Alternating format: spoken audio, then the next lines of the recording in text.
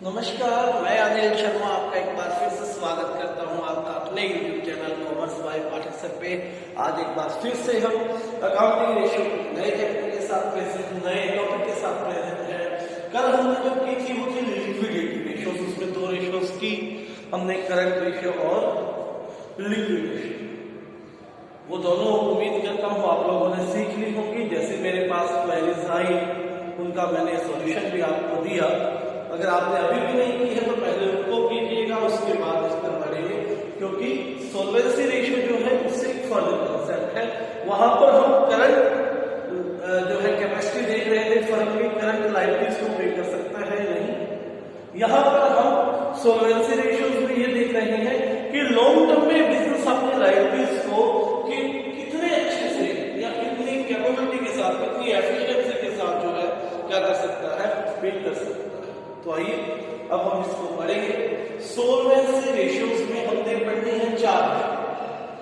सबसे पहला debt equity ratio,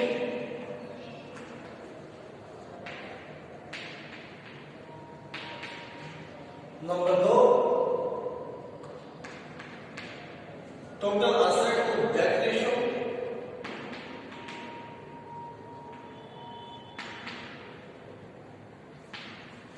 और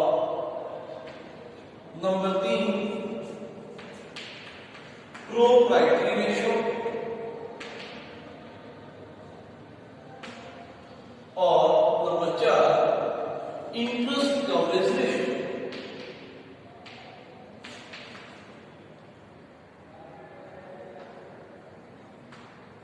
चार रेशियोज हमारे पास अवेलेबल है जो आज हम करते हैं। सॉल्वेंसी रेशियो में आपके हिस्से में चार रेशियो है, इन्हें वन बाय वन मैं आज डिस्कस करूंगा आपके साथ, जिसके बेस पे आपने आज का होमवर्क जो है वो करना है। सबसे पहले debt equity ratio. Debt equity ratio का फॉर्मूला याद रखना पड़ेगा आपको, debt upon equity. Very simple, जो नेम है वही इसका फॉर्मूला भी है, डेट अपॉन इक्विटी। लेकिन इस फॉर्मूले को आपको एक्सप्रेसिव वे एक्सप्रेस करना है, यानी कि आपको पता होना चाहिए कि डेट जो है वो रिप्रेजेंट करते हैं लॉन्ग टर्म बोरोइंग्स या लॉन्ग टर्म लायबिलिटीज रहेगा, और इक्विटी जो है वो रिप्रेजेंट करती है share holder fund, share holders fund. ठीक है, लॉन्ग टर्म लायबिलिटीज और शेयर होल्डर फंड। यदि ये दोनों हमें पता हो तो हम इनको डिवाइड करके क्या फाइंड आउट कर सकते हैं, debt equity ratio find out कर सकते हैं। उसके बाद total asset to debt ratio, इसका फॉर्मूला भी हमें फाइंड आउट करना है। इसका फॉर्मूला रहेगा total asset divide by debt. Total asset का मतलब current assets plus non current assets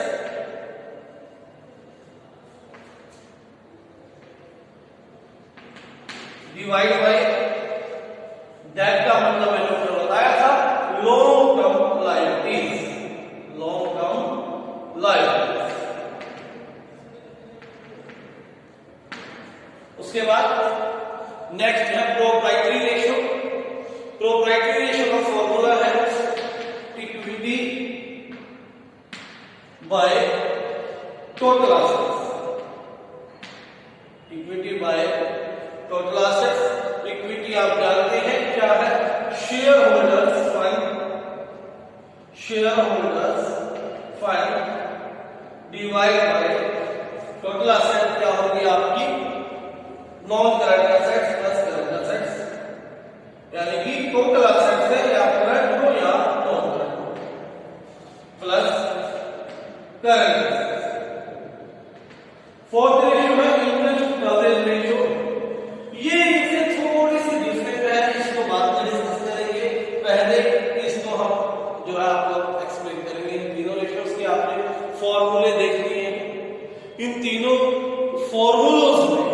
देखा कि तीन ही चीज डिस्कस हो रही है, long term liabilities, share holders fund और टोटल एसेट। यदि किसी को ये तीनों चीजों की वैल्यू पता हो तो these three formulas can be calculated. इनको हम क्या कर सकते हैं, कैलकुलेटेड कर सकते हैं, फाइंड आउट कर सकते हैं। ठीक है बात, तो हम कोशिश करेंगे कि आपको बता सके कि कैसे ये तीनों जो फॉर्मूले हैं आपको फाइंड आउट करने हैं या निकालने हैं। तो देखिए लॉन्ग टर्म बोरोइंग्स में क्या क्या आ रहा है, पहले आपको पता होना चाहिए लॉन्ग टर्म बोरोइंग का मतलब क्या है। ठीक है, सबसे पहला आपको क्या होना चाहिए, पता होना चाहिए लॉन्ग टर्म लायबिलिटीज का मतलब क्या है। लॉन्ग टर्म लायबिलिटीज में क्या क्या शामिल है, देखिए लॉन्ग टर्म लायबिलिटीज वो लायबिलिटीज होती है या नॉन करंट लायबिलिटीज वो लायबिलिटीज होती है जिन्हें हमें एक साल से ज्यादा समय लगता है क्या करने में, पे ऑफ करने में, रिडीम करने में। यानी जिन लायबिलिटीज की रीपेमेंट, जिन लायबिलिटीज को पे ऑफ करने में हमें एक साल से ज्यादा समय लगे, वो लायबिलिटीज क्या है आपकी, नॉन करंट लायबिलिटीज या लॉन्ग टर्म लायबिलिटीज। ठीक है, इसमें क्या क्या होगा, लॉन्ग टर्म लायबिलिटीज में डिबेंचर्स, डिबेंचर्स वाला चैप्टर आपने कर दिया है। ठीक है, उसके बाद मॉर्गेज लोन, मॉर्गेज लोन। ठीक है, उसके बाद loan from bank, loan from bank, public deposit,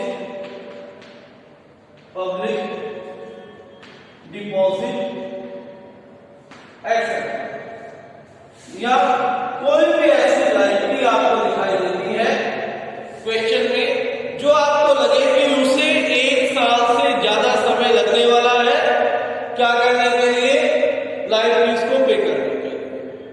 ठीक है, तो वो जो लायबिलिटी होगी वो आपकी डेट होगी, उसे हम लॉन्ग टर्म लायबिलिटीज की श्रेणी में या नॉन करंट लायबिलिटीज की श्रेणी में रखते हैं। ठीक है बात, उसके बाद इसमें लॉन्ग टर्म प्रोविजंस भी लिख सकते हो। लॉन्ग टर्म प्रोविजन होता है जैसे प्रोविजन फॉर, यदि कोई प्रोविजन बनाया जाए एम्प्लॉइज बेनिफिट में। ठीक है, इस तरह का जो प्रोविजन होगा वो लॉन्ग टर्म के लिए क्रिएट होता है, तो ये भी जो है लॉन्ग टर्म लायबिलिटीज का पार्ट अपना हो जाएगा। ठीक है बात, मेजर यही चीजें आपको मिल जाएगी, याद रखेंगे। उसके बाद शेयर होल्डर्स फंड या इक्विटी, शेयर होल्डर्स फंड या इक्विटी, इसे कैसे फाइंड आउट करेंगे ये ध्यान देंगे। शेयर होल्डर्स फंड जो है वो आपको बैलेंस शीट में आपको मैंने पढ़ाया था कि शेयर होल्डर्स फंड में तीन हेड्स होते हैं, कौन कौन से, share capital, reserve and surplus. तो यहां पर आपने वही चीज याद रखनी है, share capital plus reserve and surplus, reserve and surplus. Share capital जो है, शेयर कैपिटल जो है उसमें आपकी प्रेफरेंस शेयर कैपिटल भी आती है, उसमें आपकी इक्विटी शेयर कैपिटल भी आती है, दोनों को आप प्लस करेंगे, प्लस रिजर्व एंड सरप्लस, कोई ऐसा भी रिजर्व है, चल रिजर्व है, सिक्योरिटीज पेमेंट रिजर्व है, प्रॉफिट एंड लॉस का क्रेडिट बैलेंस है, ये प्लस के आइटम, अगर प्रॉफिट एंड लॉस का डेबिट बैलेंस है तो वो माइनस के आइटम भी यहां दिखा। ठीक हो गई बात, तो ये थी शेयर होल्डर्स फंड। उसके बाद टोटल असेट्स में मैंने बताई दिया कि जितनी भी आपको असेट्स दिखे, करंट असेट्स और नॉन करंट असेट्स, दोनों का टोटल क्या होगा आपका, टोटल असेट्स। ठीक है बात, करंट असेट्स मैंने आपको पढ़ा दी थी। नॉन करंट असेट्स में क्या क्या होता है, नॉन करंट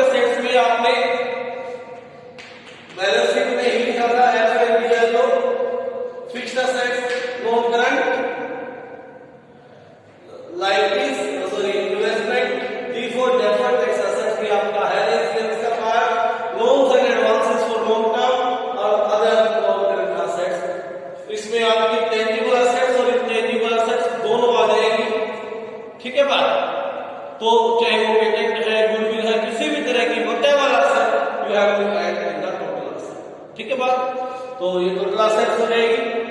उसके बाद हम आगे बढ़ते हैं। जिसे इन तीनों चीजों का पता है तो ये क्वेश्चन निकालना उसके लिए आसान है। तो ये क्वेश्चन इसी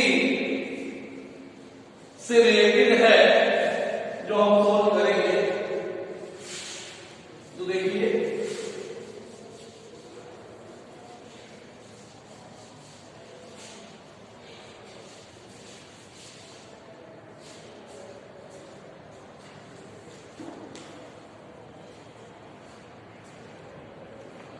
क्वेश्चन नंबर है आपका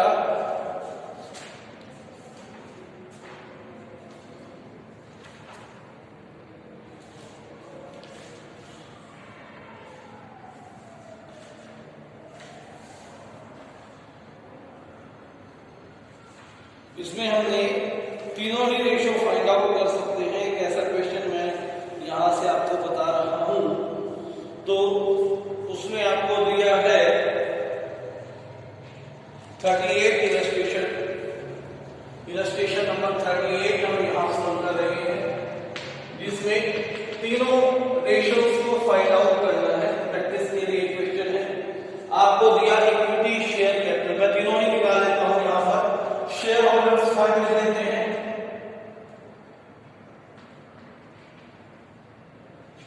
डेट लिख लेते हैं और टोटल एसेट। ठीक है, तीनों को फाइंड आउट करने की कोशिश करेंगे।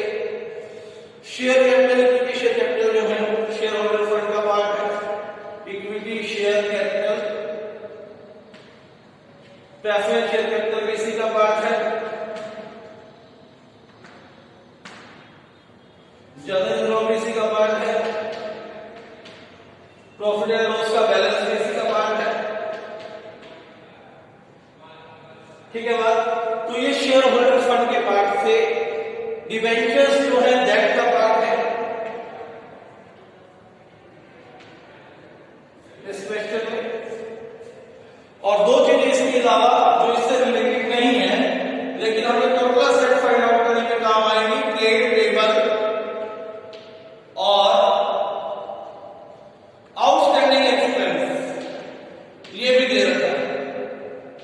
तो आइए तीनों को फाइंड आउट करते हैं। पहले से रेशियो निकालते हैं।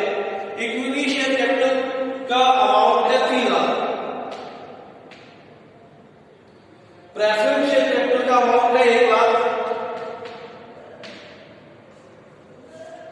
उसके बाद जनरल रिजर्व का अमाउंट है 180। प्रॉफिट एंड लॉस का अमाउंट है 120।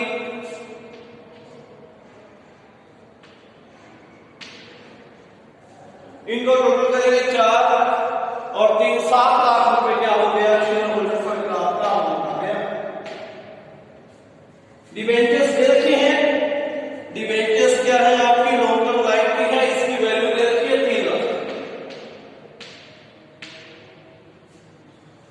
ट्रेड पेबल का जो अमाउंट दे रखा है वो है आपका 160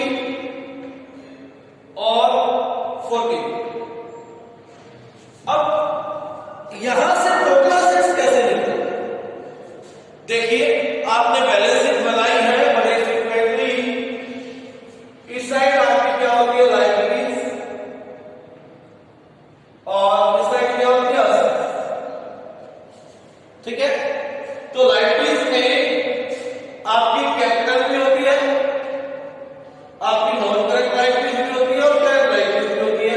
कैपिटल कितनी है 7 लाख, नॉन करेंट लायबिलिटी कितनी है 3 लाख और करेंट लायबिलिटी कितनी है आपकी 2 लाख। 7, 3, 10, 2, 12। इसका मतलब टोटल एसेट्स कोई भी हो तो कितनी आएगी 12 लाख।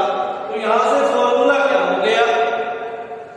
यहां से फॉर्मूला हो गया कि total asset is equal to share holder fund plus non current liabilities plus current liabilities which is equal to 12 lakh. इसके इक्वल आ गए 12 लाख रुपए के इक्वल आ गया। अब आपके पास तीनों ही चीज है। अब आपके पास तीनों ही चीज है, बड़ा आसान हो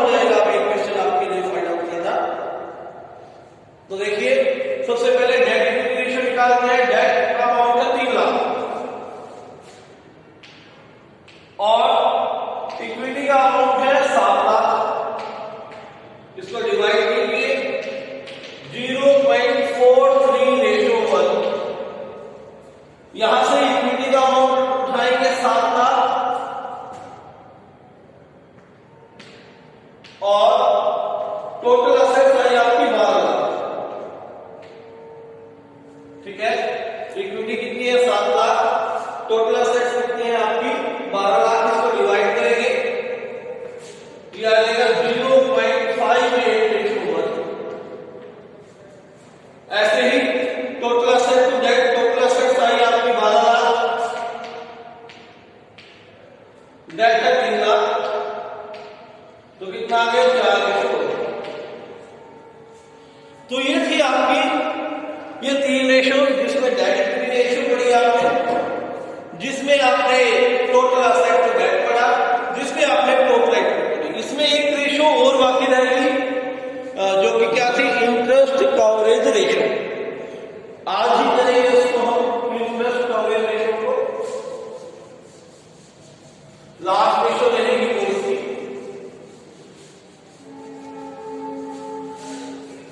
इसको प्रैक्टिस करेंगे, जितनी प्रैक्टिस कर सको उतना ज्यादा क्वेश्चन आप निकाल सकते हैं। कोई प्रॉब्लम है मेरे साथ शेयर कर सकते हैं, पूछ सकते हैं। Next, interest coverage ratio. Interest coverage ratio में फॉर्मूला देखेंगे पहले। Interest coverage ratio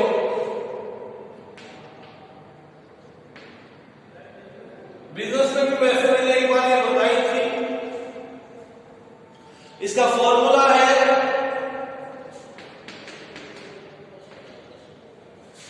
profit before interest and tax.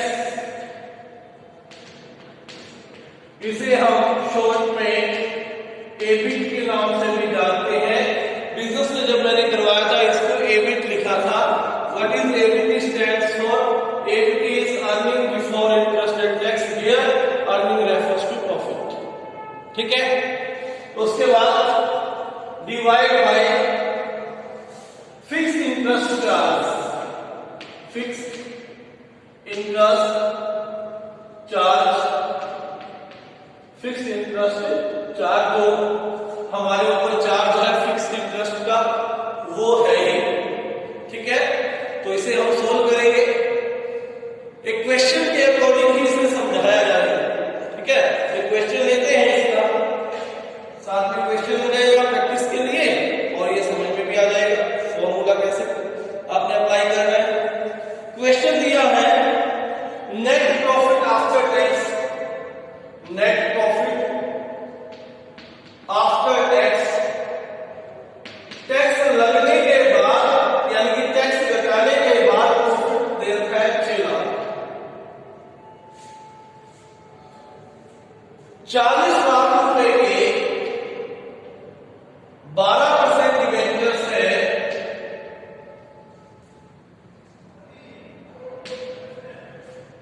Of ₹100 each. 100 रुपए का एक डिबेंचर है। टैक्स रेट कहता है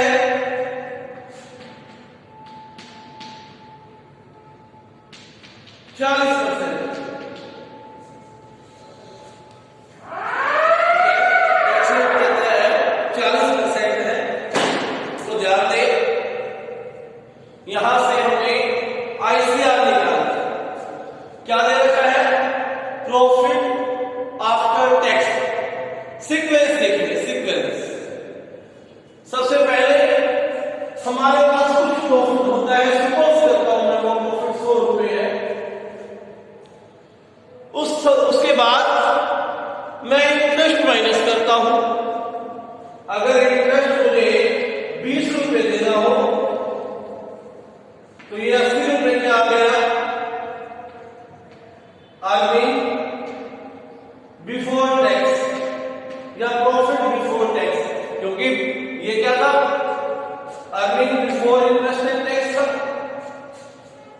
बिफोर इंटरेस्ट टैक्स कितना हुआ 100 रुपए, उसमें से इंटरेस्ट दिया 20 रुपए, टैक्स इंटरेस्ट दिया 10 रुपए, अब रह गए अर्निंग बिफोर टैक्स 80 रुपए।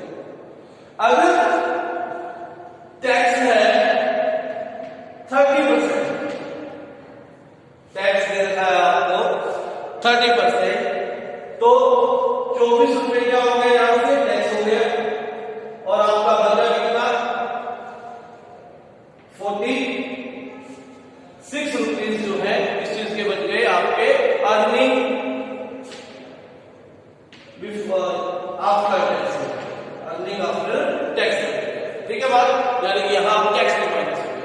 अब इस सीक्वेंस को देखकर समझिए, यहां पर उसने दिया नेट प्रॉफिट यानी कि अर्निंग आफ्टर टैक्स, आपको दे रखा है ये चीज निकालनी है ये वाली चीज। ठीक है बात क्लियर होगी भाई? तो बात ये होनी चाहिए, तो समझिए आफ्टर टैक्स है 6 लाख, मुझे बनाना है बिफोर टैक्स। ठीक है बात, यदि मैंने 30% टैक्स दिया है तो अर्निंग बिफोर टैक्स मेरे पास कितनी है 70 रुपए, 70% है ना। अगर 100 में से 30% मैंने टैक्स दे दिया तो मेरे पास 70% पे आ गया आपका अर्निंग आफ्टर टैक्स। यहां पर टैक्स रेट है 40%, तो ये कितना है 60%। ठीक है, तो इसे पहले मैं अर्निंग बिफोर टैक्स बनाता हूं। कैसे बनेगा?